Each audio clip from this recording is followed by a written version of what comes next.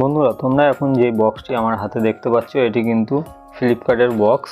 So এর পেছন দিকে তোমরা খেয়াল করলে তোমাদের নাম, অ্যাড্রেস এবং একটি স্ক্যানার পেয়ে যাবে। সো স্ক্যান করে তোমরা দেখতে পেয়ে যাবে কত কি দাম নেওয়া হয়েছে। সো চলো বক্সটি আমরা আনবক্সিং করি এবং বক্সের মধ্যে কী কী আছে দেখে নিই।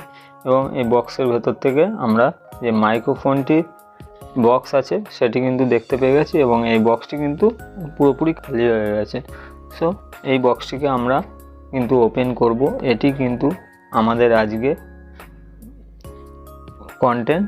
সো চলো আমরা বক্সটিকে ওপেন করি এবং বক্সটিকে আমি সবার ফার্স্টে খুলে নিলাম।